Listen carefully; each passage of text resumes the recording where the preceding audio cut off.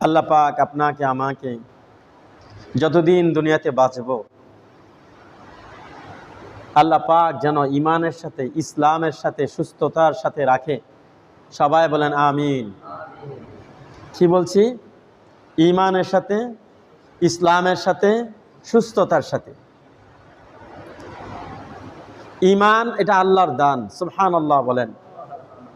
ইসলাম এটা আল্লাহর দান, মনোনীত দিন। আল্লাহ বলতেছেন বিসমিল্লাহির রহমানির রহিম ইন্নাদ-দীন ইনদাল্লাহিল ইসলাম। নিশ্চয় দিন, ধর্ম একমাত্র আমার কাছে ইসলাম। আমার ধর্ম, আমার দিন একমাত্র ইসলাম। সুবহানাল্লাহ। এর জন্য একমাত্র ইসলামকে নিয়ে যেন কবরে চলে যেতে পারি, আমিন বলেন। আর মৃত্যুর আগে যেন আল্লাহ তাআলা আমাদেরকে, দুর্বল ইমানদার আমরা, কি সবল নাকি বলেন? যে সবল ইমানদার বলেন তো, একটু দাবি করেন। দুর্বল ইমানদার আমি ভাই, আমি আল্লাহর কাছে সুস্থতা চাই, যে মৃত্যু পর্যন্ত আল্লাহ তাআলা যেন আমাদেরকে কঠিন জটিল বিমারি থেকে হেফাজত করে, আমিন বলেন। এটা মহা দৌলত। ঈমান এক নম্বর দৌলত, ঈমান ইসলাম এটা এক নম্বর দৌলত। এরপরে সুস্থতা, এটা এরপরের দৌলত। যেটা পৃথিবীর, সারা পৃথিবী দিলে হবে না। মনে করলেন যার কাছে ঈমান নাই, যার কাছে ইসলাম নাই, তার কাছে পৃথিবীর মাল দৌলত থাকলে তার কাছে কিছু নাই। বলেন নাউজুবিল্লাহ। সবাই খেয়াল করেন কথা। আবার বলি, যার কাছে ঈমান নাই, যার কাছে ইসলাম নাই, যে আল্লাহকে চিনে না, যে আখিরাতকে চিনে না, তার কাছে 1000 কোটি টাকা মালিক থাকলেও, তার কাছে ক্ষমতা থাকলেও তার মতো মিসকিন এতিম দুনিয়ায় নাই।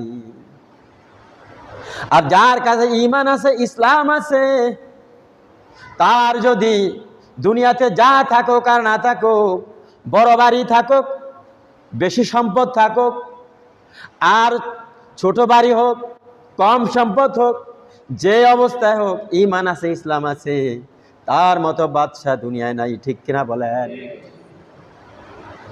এই ঈমান ইসলামের কদর আজকা আমি আপনি বুঝতেছি না। কেমন বড় মালিকের, কেমন বড় আল্লাহ আমাদেরকে ঈমান ইসলাম দান করছেন। সুবহানাল্লাহ। একজন ঈমানের কদর করতে শিখি মুসলমান, ঈমানটা নিয়ে যেন কবরে চলে যাইতে পারি। আল্লাহর কাছে 5 বার আমরা নামাজের মাধ্যমে আল্লাহর কাছে হেদায়েতের দোয়া করব। ইহদিনাস সিরাতাল মুস্তাকিম। সবাই বলেন ইহদিনাস সিরাতাল মুস্তাকিম, ইহদিনাস সিরাতাল মুস্তাকিম। আয় আল্লাহ, আপনার কাছে সিরাতে মুস্তাকিম চাই। কি চাই? সিরাতে মুস্তাকিম। সিরাতে মুস্তাকিম এটা জান্নাতের রাস্তা। সুবহানাল্লাহ। সিরাতাল্লাযীনা আন'আমতা আলাইহিম, নিয়ামত প্রাপ্ত বান্দাদের রাস্তা। নিয়ামত প্রাপ্ত বান্দা কারা? শোনেন মুসলমান। মিনান নাবিয়্যিন, বলেন মিনান নাবিয়্যিন ওয়াস সিদ্দিকিন ওয়াশ শুহাদা ওয়াস সালিহিন। আল্লাহ বলতেছেন কোরআনে কারিমে, নিয়ামত প্রাপ্ত বান্দা কারা? 1 নাম্বার হচ্ছে নবী রাসূলগণ, সুবহানাল্লাহ। 2 নাম্বার হচ্ছে সিদ্দিকগণ, 3 নাম্বার হচ্ছে শুহাদাগণ, 4 নাম্বার হচ্ছে নেককার সলিহিনগণ, সুবহানাল্লাহ। এই 4 শ্রেণীর বাইরে বাকিগুলো যদি সলিহিন না হয়ে যায়, যদি নেককার না হয়ে যায়, যদি নেককার কেউ না হইতে পারে, বদকার হয়ে গেলে সে হচ্ছে হতভাগা। কি বলেন? হতভাগা। এর জন্য আমরা সলিহিনদের কাতারভুক্ত হইতে চাই কিনা বলেন একটু? মানে নেককার হইতে চাই কিনা? তাহলে নেককার হইতে হলে নেক কাজ করতে হবে। নেক কাজের দ্বারা মানুষ নেককার হয়, ঈমানের কাজের দ্বারা মানুষ ঈমানদার হয়। বলেন সুবহানাল্লাহ। আপনি আমি নেক কাজ করব, এই নেক কাজের মধ্যে সবচেয়ে বড় নেক কাজ ঈমানের পরে যেই নেক কাজটা হচ্ছে 5 ওয়াক্ত নামাজ। কয় ওয়াক্ত নামাজ? এই আবুল ভাই বলেন, কয় ওয়াক্ত নামাজ? কি বলেন এ ভাই, কয় ওয়াক্ত নামাজ? 5 ওয়াক্ত নামাজ ফরজ। 4 ওয়াক্ত নামাজ না, মাঝে মাঝে নামাজ না, 5 ওয়াক্ত নামাজ ফরজ। আল্লাহ বলছেন যে নিশ্চয় নামাজ সমস্ত খারাপ অন্যায় কাজ থেকে বিরত রাখে। আমি কোরআনের কারিমের একটা আয়াত পড়ছি। আল্লাহ বলতেছেন উতলু মা উহিয়া ইলাইকা মিনাল কিতাব ওয়া আকিমিস সালাহ ইন্নাস সালাতা তানহা আনিল ফাহশাই ওয়াল মুনকার ওয়ালাযিকরুল্লাহি আকবার ওয়াল্লাহু ইয়ালামু মা তাসনাউন। বলেন সুবহানাল্লাহ। আল্লাহ বলতেছেন হে রাসূল, আপনার উপরে ওহীর মাধ্যমে যে কিতাব কোরআন নাজিল করা হয়েছে এটা তেলাওয়াত করুন, নামাজ কায়েম করুন। নিশ্চয় নামাজ সমস্ত অশ্লীলতা থেকে, খারাপ থেকে, নিষিদ্ধ থেকে বাঁচাই রাখে। বলেন সুবহানাল্লাহ। হে যুবক ভাই মুসলমান, শুনে রাখেন, আল্লাহ বলতেছেন নিশ্চয়ই, কে বলছেন? আল্লাহ তাআলা বলছেন নিশ্চয় নামাজ সমস্ত অশ্লীল থেকে, নিষিদ্ধ থেকে বাঁচাই রাখে। এরপরে আল্লাহ বলতেছেন আল্লাহর জিকির সবচেয়ে বড়, আল্লাহর স্মরণ সবচেয়ে বড়। আল্লাহর স্মরণের চেয়ে বড় স্মরণ আর নাই। অন্তরের মধ্যে আল্লাহর স্মরণ জাগ্রত রাখা, জবানে আল্লাহর কথা বলা, এর চেয়ে বড় কাজ আর নাই। বলেন সুবহানাল্লাহ। তাহলে নামাজ হচ্ছে শ্রেষ্ঠ জিকির, নামাজ হচ্ছে শ্রেষ্ঠ জিকির। এই নামাজ কি? শ্রেষ্ঠ জিকির, শ্রেষ্ঠ স্মরণ। যে ব্যক্তি 5 ওয়াক্ত নামাজ পড়বে সে আল্লাহকে 5 বার স্মরণ করবে। কয়বার স্মরণ করবে? সে 5 বার আল্লাহর বয়ে মুয়াজ্জিন সাহেব যখন আজানের জন্য ডাক দিবে, হাইয়া আলাস সালাহ হাইয়া আলাল ফালাহ, মুসলমানের অন্তর তখন হয়রান হয়ে যাবে। আমার আল্লাহ, আমাদের আল্লাহ আমাকে মায়া করে আদর করে ডাকতেছেন মসজিদের দিকে, মসজিদের মাধ্যমে হাইয়া আলাস সালাহ, আসো আসো নামাজের দিকে আসো। নামাজ পড়লে কি হবে? আল্লাহ নিজে বলে দিয়েছেন নামাজ পড়লে কি হবে? হাইয়া আলাল ফালাহ, নামাজের মধ্যে লাভ আছে। সুবহানাল্লাহ।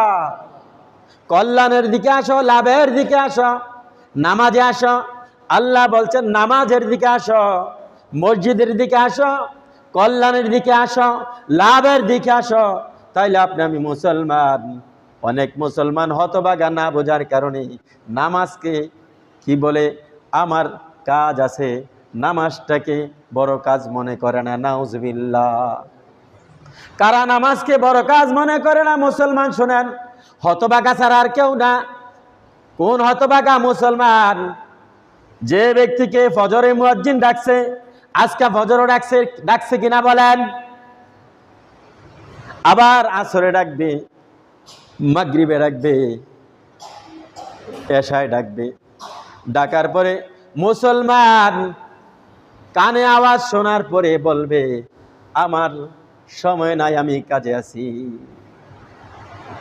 এরা হতভাগা। আল্লাহ বলছেন হে মুসলমান, মানে তুমি নামাজে আসো। হে মুমিন মুসলমান, তুমি সালাতে আসো, নামাজে আসো।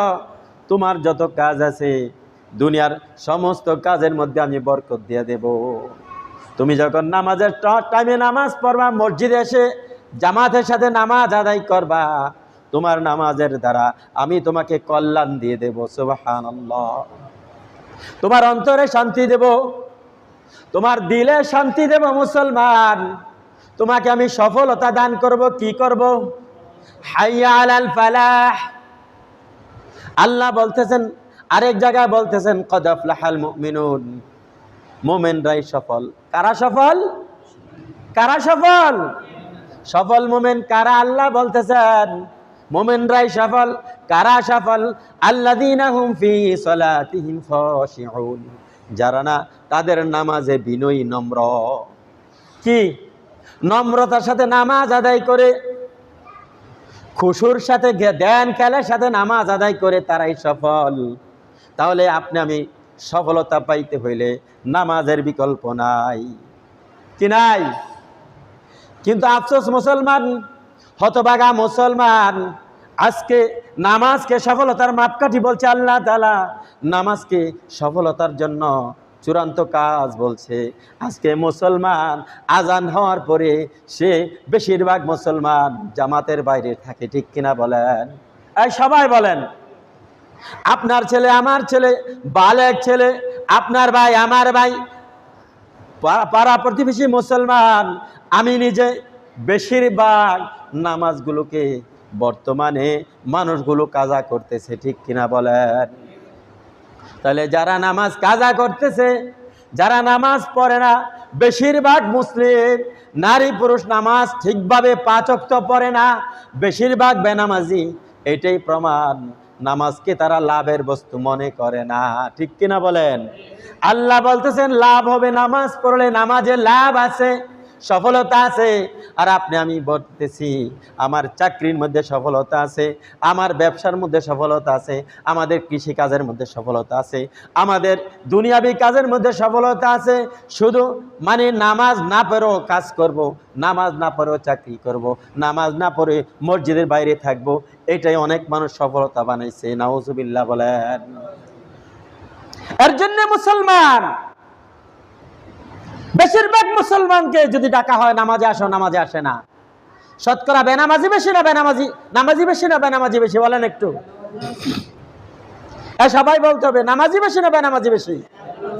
তাহলে যারা বেনামাজি, এ বেনামাজির দল, তারা নামাজকে লাভের বস্তু মনে করে না, তারা তাদের মসজিদের বাইরে থাকাকে লাভের বস্তু মনে করে। বলেন সবাই নাউজুবিল্লাহ। তাহলে আপনি আমি যতক্ষণ না নামাজকে লাভের বস্তু মনে করব, ততক্ষণ আমি নামাজ পড়তে পারবো না। এর জন্য আজকে নিয়ত বানান যে ইনশাআল্লাহ আমার জীবনের যত লাভ আছে, রাসূল বলছেন একটা সেজদা, শুনেন, লা সাজদাতু ওয়াহিদা খায়রুম মিনাদ দুনিয়া ওয়া মা ফিহা। নবী বলছেন একটা সেজদার দাম কত? দুনিয়া এবং দুনিয়ার মাঝখানে আছে তার চেয়ে দামি। বলেন কি বলছে? দুনিয়ার মধ্যে, দুনিয়ার মাঝখানে যা আছে, দুনিয়া এবং দুনিয়ার মাঝখানে যা আছে তার চেয়ে দামি একটা সেজদা। এই শুনছেন কি বলছে? কয়টা সেজদা? ওয়াহিদা, একটা সেজদা। তাহলে একটা সেজদা যদি দুনিয়া এবং দুনিয়ার মাঝখানে আছে তার চেয়ে দামি হয়, তাহলে যারা 5 ওয়াক্ত নামাজের কতগুলা সেজদা করে সুবহানাল্লাহ বলেন। তাহলে মুসলমান কত বড় দামি হইতেছে আল্লাহর কাছে, আল্লাহর কাছে তার মর্যাদা কত বড় বাড়তেছে, বলেন আলহামদুলিল্লাহ। আর যে মুসলমান নামাজ ছেড়ে, নামাজ না পড়াকে, বাইরে থাকাকে সফলতা মনে করে, মসজিদের বাইরে থাকাকে, হ্যাঁ, তার দুনিয়ার কাজ, তার দুনিয়ার কর্ম, তার দুনিয়ার আলাপ সালাপ, গল্প গুজব, এই কাজগুলোকে বড় বানাইতেছে, এই মুসলমান সবচেয়ে বোকা মুসলমান, ঠিক কিনা বলেন? তাহলে আল্লাহ তাআলা যেন আমাদেরকে জ্ঞানী মুসলমান বানায়, আল্লাহর কথাকে আমরা বুঝতে পারি। কার কথাকে? আল্লাহ কি বলছেন? যে ব্যক্তি আল্লাহ পাকের কথাকে বোঝে সে আসল জ্ঞানী লোক, যে আল্লাহ পাকের কথাকে বোঝে না সে সবচেয়ে মূর্খ লোক, ঠিক কিনা বলেন? এর জন্য আল্লাহ তাআলা চলেন আপনি আমি 5 ওয়াক্ত নামাজি হয়ে যাই, আমার ঘরের পরিবারকে নামাজি বানাই। নামাজি হইলে কি হবে? ইনশাআল্লাহ পরের জুমা আবার নামাজ নিয়ে বলবো। আল্লাহ তাআলা নামাজি হইলে কি হবে? আপনার ছেলে, আমার ছেলে, আপনার মেয়ে, আমাদের মেয়ে, আমার ঘরের সদস্য, আপনার ঘরের সদস্য, গোটা মুসলমান উম্মাহ, মুসলিম উম্মাহ ভালো হয়ে যাবে। কি হয়ে যাবে? সোনার মানুষ হয়ে যাবে। মানে নামাজ পড়ার দ্বারা অন্তরে এমন ঈমান পয়দা হবে, যেই কোনো অন্যায় কাজ করতে যাবে, কি কাজ করতে যাবে? এক কথায় যেই কোনো অন্যায় নিষিদ্ধ করতে যাবে, কোনো মানুষের হক নিষিদ্ধ পন্থায় খাইতে যাবে, জিনা ব্যভিচার করতে যাবে, মদ খাইতে যাবে, পারবে না। কেন পারবে না? ওই আল্লাহ দেখে হাসরের ময়দানে আল্লাহর দরবারে দাঁড়াইতে হবে, আমি জাহান্নামে যাইতে হবে। আমি যদি অন্যায় কাজটা করি, আমি যদি অন্যায় পথে চলি, তাহলে আমার কিয়ামতের ময়দানে আল্লাহর দরবারে দাঁড়িয়ে আমাকে হিসাব দিতে হবে, আমি তো পারবো না আল্লাহর আযাব ভোগ করতে। সুতরাং ওই একটা ভয়ে সে নিষিদ্ধ কাজ থেকে বিরত থাকবে।